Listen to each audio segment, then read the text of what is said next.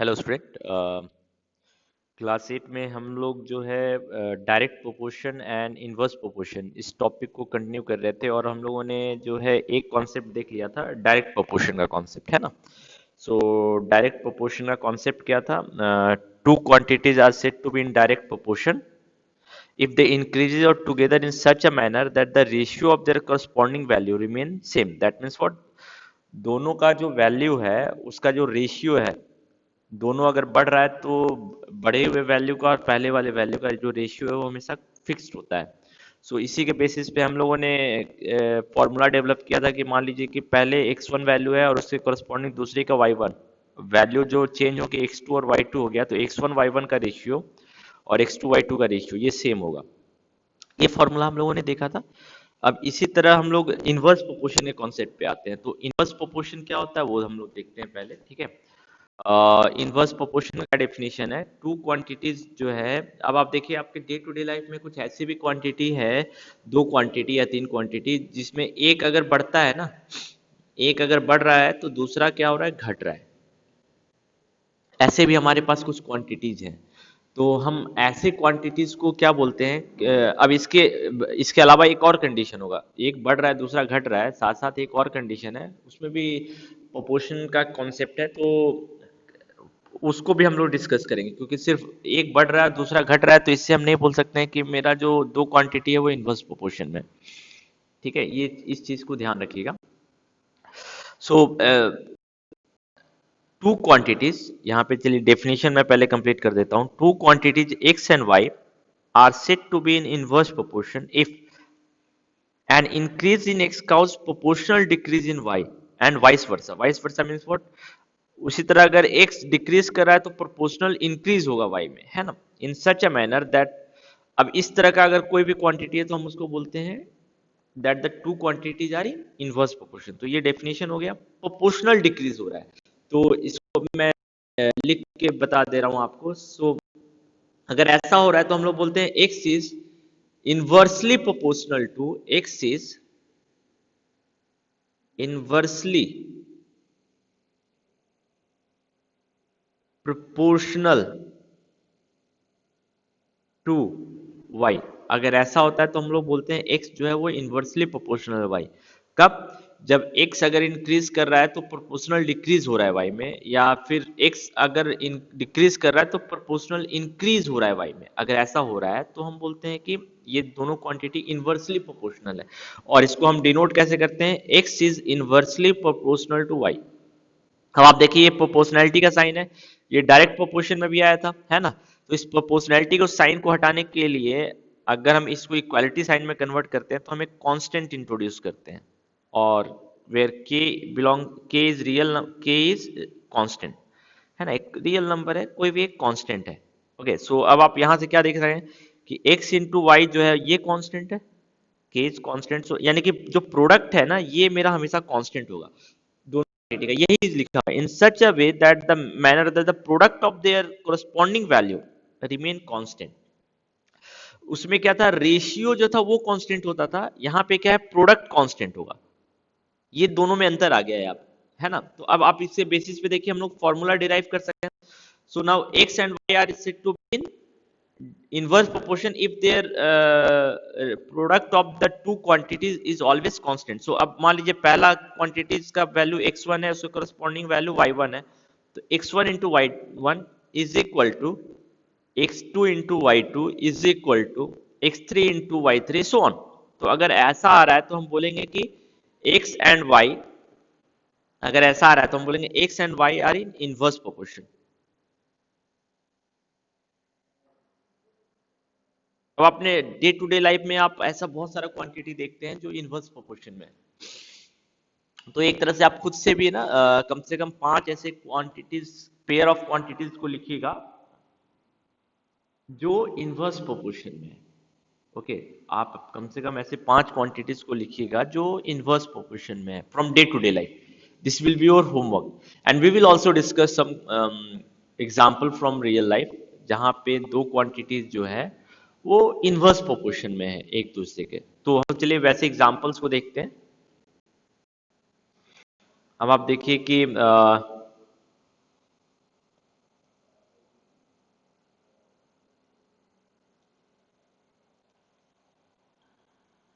Okay, so we will see some example.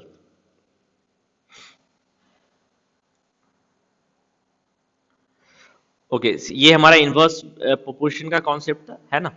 ये हमारा inverse proportion का कॉन्सेप्ट था, ये है ना, इन्वर्स प्रोपोर्शन का कॉन्सेप्ट था। So product will be always constant. So इससे रिलेटेड हमारे पास देखिए एग्जांपल्स क्या क्या है।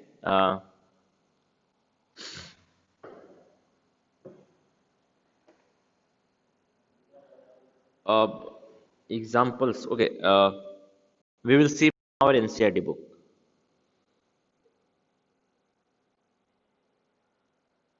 अब आप एनसीईआरटी बुक में देखिए कि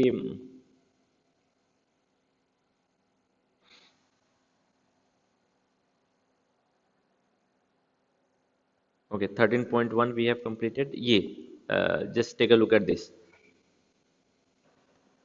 ये एक एग्जाम्पल आपको दिया हुआ है यहाँ पे। ये एग्जाम्पल को हम लोग स्टडी करते हैं। प्राइस ऑफ ईच बुक, ये हर एक बुक का प्राइस दिया हुआ है, और number of book that can be bought, कितने बुक खरीदे जा सकते हैं, इसका वैल्यू दिया हुआ है। तो अब आप देखिए कि ये दोनों क्वांटिटीज जो है डायरेक्ट प्रोपोर्शन में है या इनवर्स प्रोपोर्शन में। अब डायरेक्ट प्रोपोर्शन में होगा, अब आप देखिए कि इसका वैल्यू बढ़ रहा है तो कोरस्पॉन्डिंग वैल्यू घट रहा है। तो हो सकता है ये डायरेक्ट प्रोपोर्शन में तो नहीं होगा, ये हो सकता है इनवर्स प्रोपोर्शन में। अगर इनवर्स प्रोपोर्शन में है तो प्रोडक्ट कांस्टेंट होगा, तो ये x है ये y है, तो कोरस्पॉन्डिंग वैल्यू ये x1 हो गया, ये y1 हो गया, ये x2 हो गया, ये y2 हो गया, सो ऑन। तो अब इन सारे वैल्यूज का हम प्रोडक्ट निकाल के देखते हैं कि प्रोडक्ट कांस्टेंट आ रहा है या नहीं आ रहा है। तो अब आप देखिए 40 इंटू 150, ये कितना आएगा, 15 4 जा 66,000। इसी तरह 50 इंटू 120, 12 5 जा 60, एंड 20, इसका वैल्यू भी 6,000 आ रहा है, यानी 60 इंटू 100, ये भी 6,000 आ रहा है। 75 इंटू 80, सो 75 8 जा 600, सो 600, ये भी देखिए। सो व्हाट डू यू ऑब्जर्व कि इन दोनों का प्रोडक्ट जो है हमेशा कांस्टेंट आ रहा है। So now we can conclude that these two quantities are in inverse proportion. अब हम बोल सकते हैं कि ये जो मेरा क्वांटिटी है ना, ये मेरा इनवर्स प्रोपोर्शन में है। ठीक है, सो आई होप नाउ अब आपको समझ में आ गया कि इनवर्स प्रोपोर्शन क्या होता है। ठीक है, इसका मैथमेटिकली आप भी पता कर सकते हैं कि कैसे दो क्वांटिटीज इनवर्स प्रोपोर्शन में। सिर्फ इतना जरूरी नहीं कि अगर एक क्वांटिटी इंक्रीज कर रहा है दूसरा डिक्रीज कर रहा है तो हम बोलेंगे इनवर्स प्रोपोर्शन, नहीं। आपको प्रोडक्ट भी करके देखना होगा कॉरस्पॉन्डिंग वैल्यू का कि जो वैल्यू है वो हमेशा कांस्टेंट हो। ठीक है, तो ये आप ध्यान रखिएगा। सो हम लोगों ने इनवर्स प्रोपोर्शन के कॉन्सेप्ट को देख लिया। अब आप देखिए आपको कुछ डू दिस दिया हुआ है, अब आप इन डू दिस को खुद से ट्राई कीजिएगा so that the concept of inverse proportion you can learn. क्या बोल रहा है, take a squared paper and arrange 48 counters in different number of rows. ठीक है, सोन बिलो। ठीक है, 4 रोज है, 12 कॉलम है, 6 रोज है, 8 कॉलम है, टोटल 48 काउंटर्स हैं। इनको रो और कॉलम में अरेंज करना है। तो अब आपको देखिए कि रोज की संख्या बढ़ाएंगे तो कॉलम की संख्या घट जाएगी। क्यों, टोटल 48 काउंटर्स ही हैं। तो हम बोल सकते हैं कि rows and column they are in inverse proportion. Why? Because if number of rows will increase then number of column will decrease automatically, and the decrease will be proportional. This is important. That means what, their product will be always constant. See, 4 into 12 48, 6 into 8 48, so 48 counters का जो number है ना ये हमेशा fixed हो गया। तो इससे हमको पता चल रहा है ना कि जो रोज और कॉलम है ये दोनों क्या है, इनवर्स प्रोपोर्शन में। ये दोनों क्वांटिटी हम कंक्लूड कर सकते हैं कि इनवर्स प्रोपोर्शन में है। तो अब इसी ऑब्जर्वेशन को ध्यान रखते हुए मेरे ख्याल से अब जो आपको यहाँ रो अगर 2 है तो कितने कॉलम होंगे। Now we have to fix the number of counters equal to 48। अगर हम 2 रो में अरेंज कर रहे हैं तो हमको कितने कॉलम बनाने पड़ेंगे, 24 कॉलम बनाने पड़ेंगे, because number of counters must be equal to 48। तो अब इसी कॉन्सेप्ट का यूज करके आप इस कॉलम को कंप्लीट कर सकते हैं। So what do you observe, as R increases C decreases, so is R1 by R2 equal to C2 by C1। So क्या R1 by R2 is equal to C2/C1, ये सही है या नहीं? तो आप देखिए क्रॉस मल्टीप्लाई कीजिए, सो R1C1 is equal to R2C2, और ये इनवर्सली प्रोपोर्शनल कॉन्सेप्ट है ना, so first one is true. Now is R3R4 is equal to C4C3, so इसको भी आप देखिए R3R4 is equal to C4C3, तो ये भी सही है। क्यों? इसका इसका प्रोडक्ट और इसका प्रोडक्ट कांस्टेंट है। So as R and C are inversely proportional, R and C are inversely proportional. Yes. So now try this activity with 36 counter.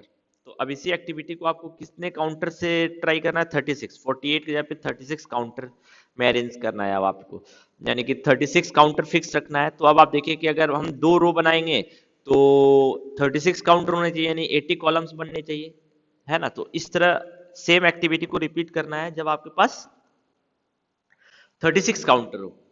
तो अब आप ये एक्टिविटी को कंप्लीट कर सकते हैं। Now come to the next, try this. So ये try this भी इंपॉर्टेंट है, इससे आपको डायरेक्ट प्रोपोर्शन के कॉन्सेप्ट को समझने में, इनवर्स प्रोपोर्शन कॉन्सेप्ट को समझने में इजी रहेगा, है ना। Observe the following table and find which pair of variable are in inverse proportion, ये पूछा गया आपसे, ठीक है। तो अब आप देखिए कि प्रोडक्ट कांस्टेंट है कि नहीं। इसका प्रोडक्ट कितना आएगा? 250, इसका प्रोडक्ट 240, तो ये इनवर्स प्रोपोर्शन में नहीं है। तो इसी तरह बाकी दोनों और तीनों को, सेकंड और थर्ड को चेक कर सकते हैं, है ना। यहाँ पे देखिए जो मैंने नोटेशन बताया था, two quantities are in direct proportion if we then we will write like this, if two quantities are inversely proportional we will write like this, ठीक है।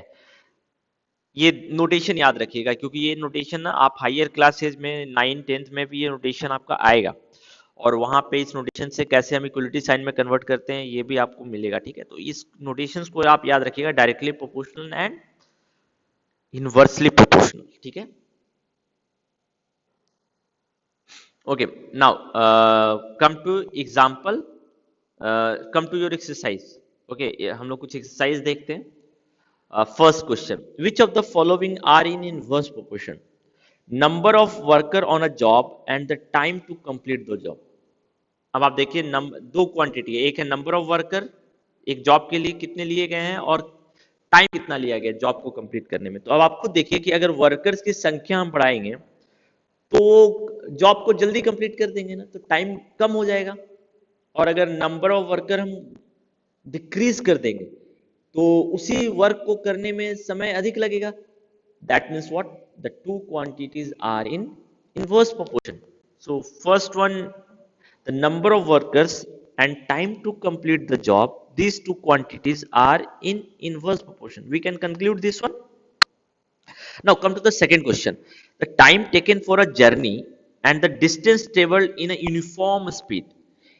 एक जर्नी को कंप्लीट करने में समय जो लिया गया और डिस्टेंस ट्रेवल किया गया है, अगर व्हीकल जो है वो यूनिफॉर्म स्पीड से चल रहा है। यूनिफॉर्म स्पीड से मतलब एक कांस्टेंट रेट से बढ़ रहा है स्पीड। तो अब आप देखिए कि सेम डिस्टेंस है, सॉरी डिस्टेंस टेबल आपका एक क्वांटिटी है, time taken for a journey, and distance table कितना किया गया। तो अब आप देखिए समय अधिक लगेगा तो डिस्टेंस भी अधिक होगा, समय कम लगेगा तो डिस्टेंस भी कम होगा। तो हम बोल सकते हैं दो क्वांटिटी जो है इनवर्स प्रोपोर्शन में नहीं है। तो इसी तरह बाकी 3, 4, 5 भी कंप्लीट कर सकते हैं। So now you complete it yourself, question number 3, 4, 5, ठीक है। Now come to question number 2। Question number 2 क्या बोल रहा है? In a television game show the prize money of ₹1 lakh is to be divided equally amongst the winner. Now complete the following table and find whether the prize money given on to an individual winner is directly or inversely proportional to the number. अब आप देखिए कि अगर एक winner होगा तो उसको ही 1 लाख रुपए चला जाएगा। अगर दो विनर होगा तो प्राइज डिस्ट्रीब्यूट, यानी कि इससे क्या पता चल रहा है कि जितना अधिक विनर होगा, हर एक विनर को जो विनर प्राइज मनी है वो कम होता जाएगा। तो इसका मतलब ये इनवर्सली प्रोपोर्शनल कॉन्सेप्ट पे है। क्यों? प्रोडक्ट तो हमेशा 1 लाख ही है ना, क्योंकि आपके पास जो प्राइज मनी है वो 1 लाख ही है। एक विनर होगा तब भी आपको उसको 1 लाख देना है, दो विनर है तो दोनों के बीच में 1 लाख डिवाइड करना है। तो इसका मतलब क्या है? प्रोडक्ट जो होना चाहिए वो हमेशा कांस्टेंट होना चाहिए। तो अगर दो विनर है तो 50, अगर 4 विनर है तो कितना होगा? तो अब आप खुद देख लीजिए कि आपको जो प्रोडक्ट, इसको मान लेते हैं X3, सॉरी Y3, है ना। तो 4 into Y3 is equal to 1 lakh. अब इसके बेसिस पे आप y3 का वैल्यू निकाल सकते हैं। 1 लाख को 4% में डिवाइड करना है, इसी तरह 5%, 8, 10, 20। सो ये एक तो पहले हमको पता चल गया कि ये इन्वर्सली प्रोपोर्शनल है। क्यों? अगर प्राइज मनी, अगर नंबर ऑफ विनर बढ़ेंगे तो ईच हर एक विनर को जो प्राइज मनी मिलना है वो घटने लगेगा, है ना, क्योंकि वो डिवाइड हो रहा है।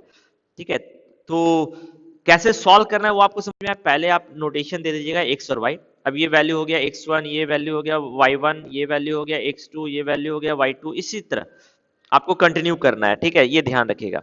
अब क्वेश्चन नंबर 3 पे आते हैं। क्वेश्चन नंबर 3 भी वैसा ही है, सेम है। तो अब मेरे ख्याल से आप क्वेश्चन नंबर 3 भी सॉल्व कर सकते हैं। ये मेरा x हो गया, ये मेरा y हो गया, इसके कॉरेस्पॉन्डिंग ये x1, y1, x2, y2, x3, y3 आप ऐसे लिख लीजिएगा पहले। ठीक है, अब क्या बोल रहा है क्वेश्चन, पहले वो देख लेते हैं। ओके, क्वेश्चन बोल रहा है कि Rahman is making a wheel using spokes. ये मेरे स्पोक्स हैं और इसकी मदद से हम व्हील बना रहे हैं।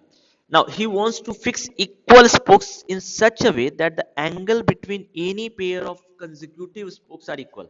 एंगल जो होने चाहिए इक्वल होने चाहिए हर एक स्पोक के बीच में। तो अब help him to complete the table. तो अब अगर 4 स्पोक लगा रहा है तो 90, 6 स्पोक लगा रहा है तो 60। अब आप देखिए टोटल जो एंगल है वो व्हील में 360 होता है। यानी कि अगर नंबर ऑफ स्पोक्स बढ़ाएगा तो जो हर एक स्पोक्स के बीच का एंगल है वो घटने लगेगा ना। तो साफ पता चला है ना, ये इनवर्सली प्रोपोर्शनल है, क्योंकि प्रोडक्ट तो हमेशा 360 होना चाहिए। Number of spokes and angle between two spokes, it will remain constant and this will be equal to what, 360। तो अब हम इस फॉर्मूले का यूज कर सकते हैं ना, x1 y1 is equal to x2 y2 is equal to x3 y3, है ना। सो ये वैल्यू तो 360 ऑलरेडी आ रहा है। So 360 degree is equal to x3 into y3। अब x3 का वैल्यू आपको दिया हुआ है, x3 का वैल्यू दिया हुआ है 8, y3 का वैल्यू आपको नहीं दिया हुआ है, और ये 360 डिग्री के बराबर है। तो अब इससे y3 का वैल्यू आप निकाल लेंगे ना। So you understood how to solve this, कैसे इसको लिख के सॉल्व करना है, ये आपको समझ में आ गया होगा। ठीक है, तो अब मेरे ख्याल से आपको लग रहा है कि ये बहुत टफ प्रॉब्लम नहीं है, आप इजीली सॉल्व कर सकते हैं। तो अब मैं क्या है ना कि आप बाकी सारे क्वेश्चन जो है ना आपके होमवर्क दे रहा हूं आपको। ठीक है, आप खुद से ट्राई कीजिएगा, और नेक्स्ट क्लास में हम लोग इससे रिलेटेड और भी क्वेश्चंस देखेंगे। चैप्टर तो आपका कंप्लीट हो गया, बट इससे रिलेटेड हम और भी क्वेश्चंस देखेंगे। ठीक है, तो पहले आप इस एक्सरसाइज को कंप्लीट कीजिए, एक्सरसाइज 13.2। उसके बाद हम इससे रिलेटेड और भी कुछ एक्स्ट्रा क्वेश्चंस देखेंगे। ओके।